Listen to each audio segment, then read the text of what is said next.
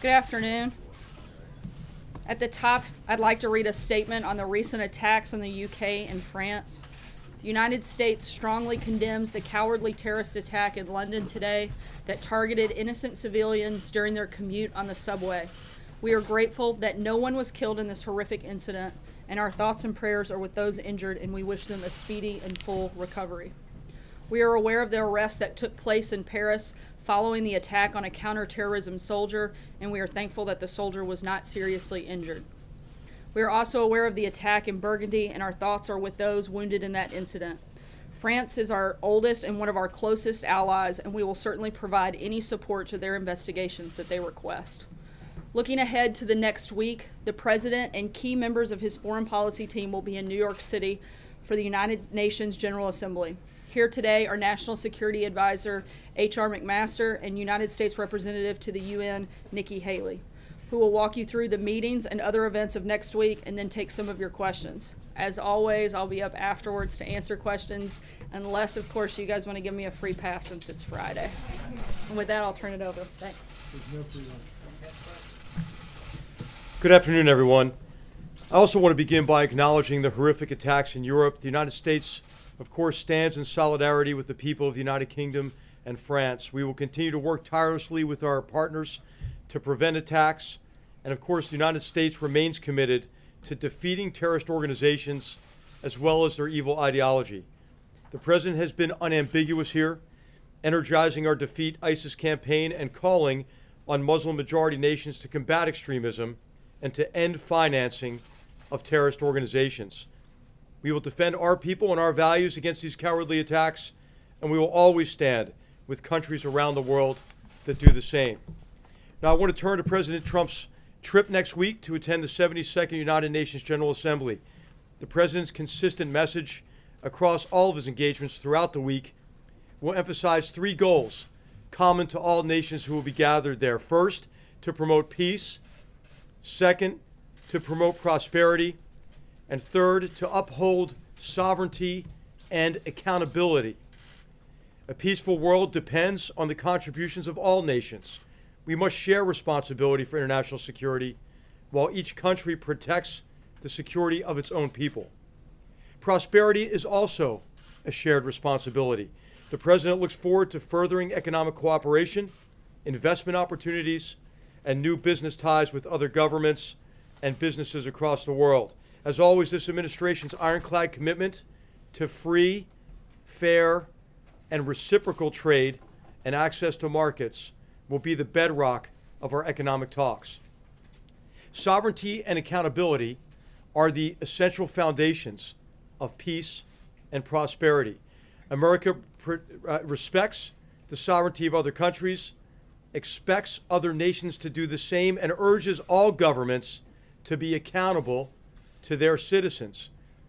That accountability is broken down in places such as Venezuela and Syria. And we also see today revisionist powers who are threatening the sovereignty in the greater Middle East, Eastern and Southern Europe, and in East Asia. Now, let me quickly run through the President's schedule. On Monday, the President will join senior UN leadership and the leaders of more than 120 other nations to discuss reforming the institution. The President will express support for Secretary General Guterres' reform efforts. The United Nations, of course, holds tremendous potential to realize its founding ideals, but only if it's run more efficiently and effectively. That day, the President will also meet with the leaders of France and Israel, two of America's closest allies.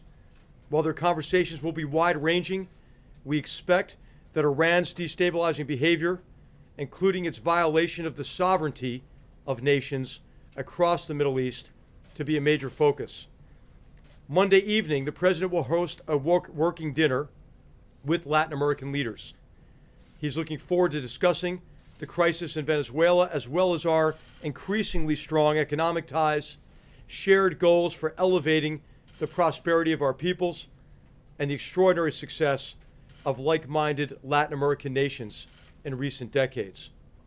The President's Tuesday morning speech to the General Assembly will emphasize the need for states to promote peace and prosperity while upholding sovereignty and accountability, as indispensable foundations of international order. He will urge all states to come together to address grave dangers that threaten us all. If nations meet these challenges, immense opportunity lies before us. Later that day, the President will have lunch with UN Secretary General Antonio Guterres, meet with this year's General Assembly President, Mr. Miroslav Lajčák of Slovakia, and meet with the Emir of Qatar. In the evening, he will host a traditional diplomatic reception.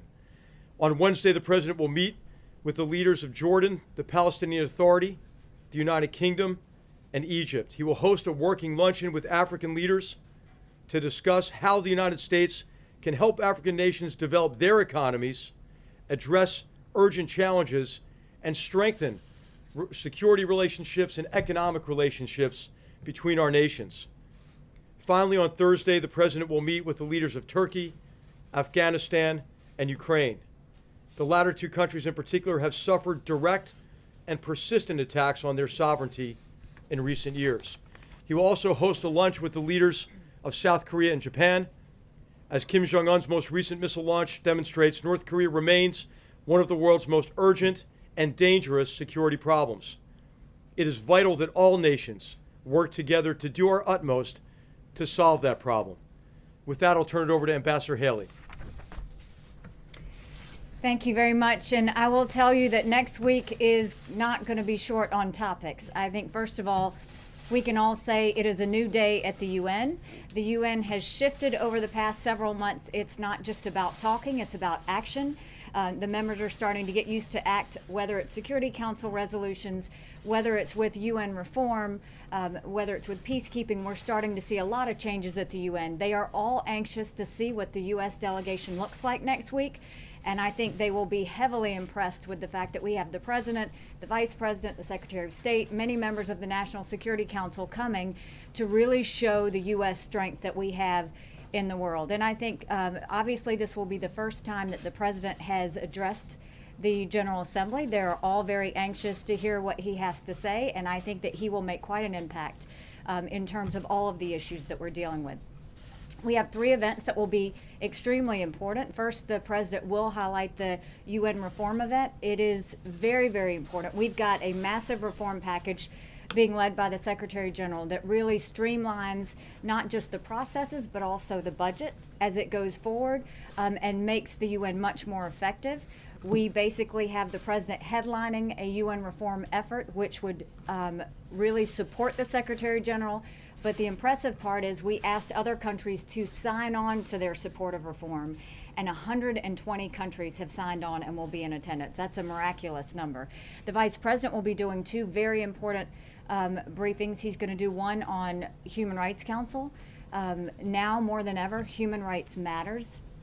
We say all the time, if a government doesn't take care of its people, bad things will happen.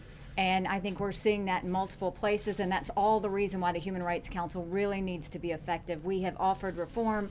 I think the Vice President will go and not only support the reform, but talk about why it's needed and the areas that are really needing to be addressed when it comes to human rights. The second one he's going to do is on peacekeeping. And in the last several months, we have taken every peacekeeping mandate and changed it. Basically, we have saved $500 million in peacekeeping, but before anyone thinks that's a travesty, basically the way they handled peacekeeping in the past was if there was a challenged area, they would throw more troops at it. But they didn't see if the troops are trained or give them the equipment to do their job.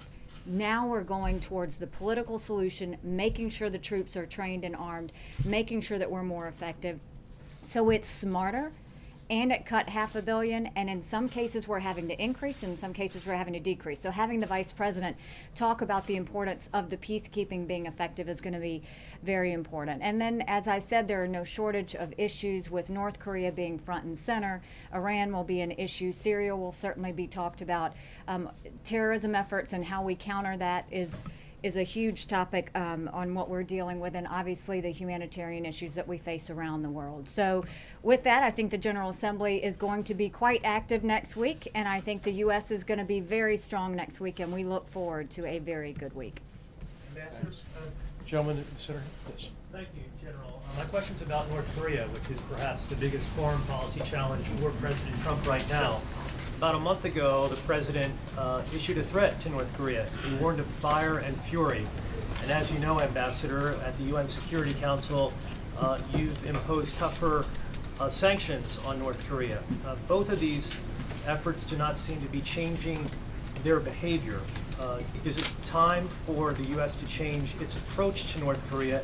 Is that something that you're contemplating? And General, if you could weigh on this as well, I appreciate it. I think what was really important with North Korea was that we try and push through as many diplomatic options as we have. If you look at the resolutions that have passed in the last month, the two of them, they cut 30% of the oil. They banned all the laborers. They banned 90% of the exports. They banned joint ventures. We've basically taken it, and in the words of North Korea, we have strangled their economic situation at this point. That's going to take a little bit of time, but it has already started to take effect. What we are seeing is they continue to be provocative, they continue to be reckless, and at that point, there's not a whole lot the Security Council is going to be able to do from here when you've cut 90% of the trade and 30% of the oil. So having said that, I have no problem kicking it to General Mattis because I think he has plenty of options. General, can you weigh in on that too? No, just to emphasize the point that Ambassador Haley made. These sanctions are just now taking effect. What's really important is rigorous enforcement of those sanctions so that we can really let the economic actions and diplomacy progress as best we can. But I think we ought to make clear what's different about this approach is that we're out of time, right? As Ambassador Haley said before, we've been kicking the can down the road and we're out of road. And so for those who have said and have been commenting about the lack of a military option, there is a military option. Now, it's not what we would prefer to do. So what we have to do is call on all nations, call on everyone to do everything we can to address this global problem short of war. So that is implementing now these significant sanctions that have just now gone into place, and it is convincing everyone to do everything that they can, and that it's in their interest to do it. What's different, I think, about this approach to North Korea is worth noting. First of all, there is consensus among all key nations that denuclearization of the peninsula is the only acceptable objective. The second thing is, this is not an issue between the United States and North Korea. This is an issue between the world and North Korea. And the third recognition is there is a lot that we can do about it together. And so we need time, obviously, for any strategy to work. It is a sound approach to a very difficult problem, and we'll see if it succeeds.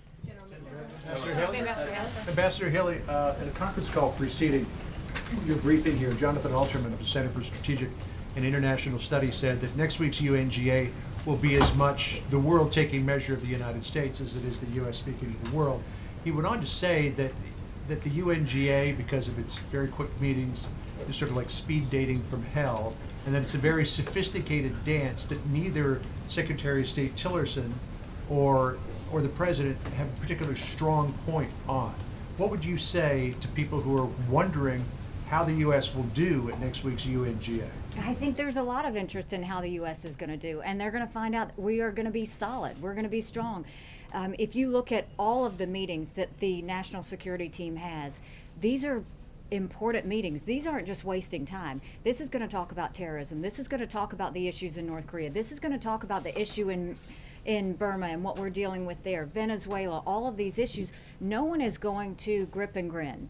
The United States is going to work. And I think with all of the challenges around the world, I think the international community is going to see that. This is a time to be serious, and it's a time for us to talk out these challenges and make sure there's action that follows it. Questions from some of the people outside of this room and other countries is, in addition to what we do militarily, is the humanitarian effort. And we've been criticized for not being involved in humanitarian effort too much, especially by the third world. So when you go to New York, in addition to addressing the security measures, how are you going to address the criticism about the U.S. not leading humanitarian efforts? We actually have led humanitarian efforts and continue to. Human rights in general is very important. That's something we've been loud on, which is the fact that you have to protect human rights. But the humanitarian side of what we're seeing in South Sudan and the Democratic Republic of Congo, what we're seeing with the Syrian refugees that are in Turkey and Jordan, the fact that we are trying to deal with Burma and find out ways that we can get humanitarian access in there. Yemen is something that the United States has been working very closely with the Saudis on and the UN to try and make sure we get humanitarian access. So we have been as active and vocal and leading the charge on humanitarian access in all of these areas, and we are making a difference. I think just in Syria we've had over $3 billion that we've given in terms of helping that situation. Venezuela, you saw what we did with the sanctions, but we're making sure they get that. Right now in Burma, we are taking that very seriously, and that's of utmost importance that we get front and center on that one. Quick I follow-up, have a question follow-up. first to General McMaster before I get to one more for you. General, you mentioned the obviously terror incident overseas in London. The president tweeted this morning that it was sick and demented people who were in the sites of Scotland Yard. You may have seen Prime Minister May said it was not helpful for people to speculate. Did the president share information that he wasn't supposed to? And if not, why was he speculating? I think what the president was communicating is that obviously all of our law enforcement efforts are focused on this terrorist threat from for years. Scotland Yard has been a leader, as our FBI has been a leader. So I think if there was a terrorist attack here, God forbid, that we would say that they were in the sights of the FBI. So I think he didn't mean anything beyond that. I'm sorry, I'm not clear. Meaning he was saying generally terrorists are a focus for Scotland Yard, or was he saying in this specific incident Scotland Yard knew potentially this was coming? I think he means generally that this kind of activity is what we're trying to prevent. And so these organizations that are responsible for it, whatever comes out of this investigation, that remains to be seen. It is likely that law enforcement had been working on that problem set. And did that come up in the call with Prime Minister May? I was not on that call this morning. To you on North Korea, obviously there's more UN Security Council action that could be taken. Are you at all hopeful that there is any chance for a full oil embargo as this administration had wanted? Or at what point, President Trump himself said this was a small step, the last UN Security Council vote. I think disagreeing with you, but Secretary Tillerson agreed with him that it seemed to have been a small step. So at what point does this administration take a bigger step and, for example, put tougher sanctions on China in order to put pressure on North Korea? Well, I think first of all, let's talk about what a big sanctions resolution this was. The first one was $1 billion. This second one was $1.3 billion, not counting the 30% decrease in oil. We did a 55, and just imagine if this happened to the United States, a 55% reduction in diesel and oil. Overall ban of natural gas, overall ban of any substitutes, overall ban of textiles, stopping the laborer program, which we call as modern day slavery, stopping all joint ventures so foreign investment goes in there. We have cut off now 90% of trade going into North Korea, and they are saying that this was strangling. So, whether some believe it's big or small, I think what the president's saying is this is just the beginning of what we can do. So it's going to be, by the time we get going on this, if we have to go further, this is going to look small compared to what we do. But no, it was a massive sanctions bill. And I think the fact that we had a 15-0 record and you have China on board and Russia on board, I think that's very important. We've cut 30% of the oil. Is there more you can do? There's always more you can do. But then you get into the humanitarian aspect of it, which is at what point are you going and actually hurting down to the people of North Korea? But we will always explore all options that we have. Yes, in the red. You said that Syria is going to be on the agenda. As you know, today Turkey, Russia, and Iran agreed to deploy 1,500 monitors in the Idlib province. Does that leave the U.S. behind? And what exactly the focus will be when you talk about Syria in the UN next week? And General, if I can, you said that the meeting between the President and Prime Minister Netanyahu will talk about Iran. How much of the peace process with the Palestinians will take place in that meeting? Thank you. I think the efforts in Syria have been remarkable, both Syria and Iraq. To see how we have really bulldozed through ISIS in the way that we have it shows how strong the U.S. has been in partnership with them. But I think we're also looking at post-ISIS. What does that look like? And I can tell you, Iran is not going to be in charge, and Iran is not going to have any sort of leadership in that situation to where they can do more harm. But Syria is always going to be a topic. I think we continue to be strong in making sure there's no chemical weapons and making sure that we're looking at the humanitarian humanitarian situation, but the U.S. is a very strong partner in the resolution for Syria, and will continue to be until we know that everything's stable. Today that does not include the U.S. Well, I think we're not going to be satisfied until we see a solid and stable Syria, and that is not with Assad in place. But what we are going to do is continue to be very effective and be a part of that process so that we get to a resolution. Yeah, I'll just say that, of course, the president will talk about the prospects for lasting peace between Israel and the Palestinians, among a broad range of regional issues, with really all of the leaders he's meeting during the week. Yes, sir. Ambassador, two quick questions. The first one is the fact that President Putin and President Xi Jinping won't be there. Will it have an impact on what the outcome of whatever you'll discuss on Syria and North Korea? In general, you've been insisting a lot on the respect of sovereignty. Wouldn't an investment in peacekeeping mission be part of getting involved and having this a stronger impact on this? I do think that it's still going to be strong and have an impact because you've got two very strong foreign ministers from Russia and China that are going to be there. And the idea that we're going to be talking about Syria and North Korea and Iran and all of those other things, I think it'll be serious discussions. And I think the fact that President Xi and President Putin couldn't be there is not going to change the effect of what the talks that we have next week. Going to show up? That's their choice to not show up. Yeah, I would just add on to say the UN General Assembly is not a substitute for bilateral relationships with any nations. And as you know, the president's been working very closely, especially with President Xi, on this common problem and this world problem of North Korea. So those discussions will continue, and they'll continue in the context of multilateral engagements, but also in context of our bilateral relationship with China. Back in the back. Thank you, Madam Ambassador. General, a question regarding etiquette. In the past, presidents have copiously avoided certain world leaders. A decade ago, President Bush avoided President Ahmadinejad when he was at the opening of the UN. Will the president speak to President Maduro at all when he is there?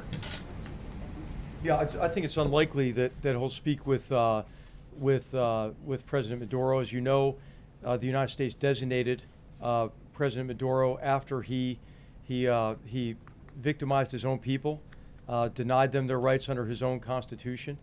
And I think as the president's made clear, he's willing to talk at some point in the future, but it would have to be after rights are restored to the Venezuelan people. Thank you, Madam Ambassador. Two questions. One, what is the future of India at the United Nations membership and Security Council? Because when Prime Minister Modi visited the White House, he brought this issue with the President Trump. Well, I think that Security Council reform is still being talked about, and I know that it's something that India wants. Many other countries want it as well. So we'll have to wait and see. Sir, one question for you, please. One question for Any indications right now that sanctions will work towards North Korea?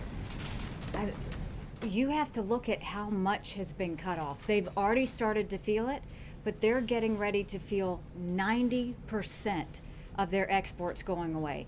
30% of their oil. Imagine what that would do to the United States if it was there. And you know, if you look at what I was looking at what North Korea was saying, they said it was a full-scale economic blockade, suffocating its state and its people. This is dramatic. This is something, and not only is it dramatic, but you're looking at Peru has dropped ties, Thailand has dropped ties. We're seeing so many just kind of get rid of either the ambassadors or the trade that they're doing. There is no way that North Korea doesn't feel this. Now, how they choose to respond, this is totally in their hands on how they respond. Yes. One more question. I'll let you pick who gets the last question. So I was wondering, we talked a little bit about the president, the speech that he'll deliver on Tuesday, but I'm wondering if you could talk in any more detail now, and I'm sure we'll get more detail later. Will he be sending directed messages about Iran and North Korea in that speech? Are there any more specific themes? And also, Ambassador Haley, I wanted to ask you on the question of UN funding. I know reform is probably an important part of this question, but as a candidate, President Trump was then candidate Trump was somewhat skeptical about the reach and the import of the UN, the point of it long term. As president, I'm sure he's learned more.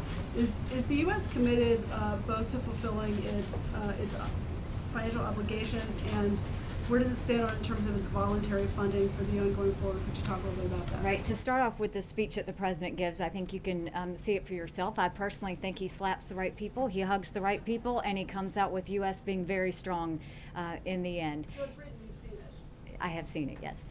Slaps and hugs. And then the second part of it is, you know, the UN, when I originally spoke with the president, what I said is, we'll see what we can make of it. And that's the thing, is we're creating an opportunity, we're making the most of it, we're moving foreign policy, we're changing the way peacekeeping is done, we're really bringing up human rights. And more importantly, what I appreciate is they stopped focusing on the commas and the periods, and we're actually acting. We're actually seeing strong things happen. And so I think the president has always believed there's great potential in the United Nations, but I think now the world is seeing it, that it is actually changing and it's actually becoming more effective. Will he affirmatively articulate his intention to continue traditional U.S. funding at full levels? I think you'll have to wait and see. Thank you very much. Thanks. Thank you, General McMaster. Thank you, Ambassador Haley, General McMaster. I figured you guys would rather take questions from them since you see me every day, so I tried to let that go on for a little bit longer. We're going to be pretty tight on time, so I'm going to try to get through things pretty quickly. Before I take your questions, I wanted to make one quick comment about our new friend Frank that many of you got to see here today. We welcomed Frank to the White House this morning. Frank is an inspiring 11-year-old young man from Virginia who started his lawn mowing business. He wrote the president a letter earlier this year that I read from the podium about his admiration for the president's business background and offered to cut the grass at the White House. He got to do that this morning. The president has always loved go-getters like Frank and invited him to come spend the morning with our world-class grounds crew. Frank did a great job cutting the grass in the Rose Garden and later spent some time in the Oval Office with the president. The president believes it's our duty to keep the American dream alive for kids like Frank, and it was an honor for all of us to host him here at the White House. So thank you, Frank, for coming. And with that, I'll take your questions, and we'll try to get through as many as we can. Jeff. Sarah, a follow-up on something that Ambassador Haley said. She mentioned that she would feel comfortable kicking this issue to Secretary Mattis. Should Americans be concerned about the possibility of war? And how much time are you willing to give China to implement the resolutions that the UN Security Council agreed on? As we've said many times before, we're not going to broadcast. I'm not going to lay out a timetable on what that would look like. We're continuing to keep all options on the table. We're going to push forward with a plan right now.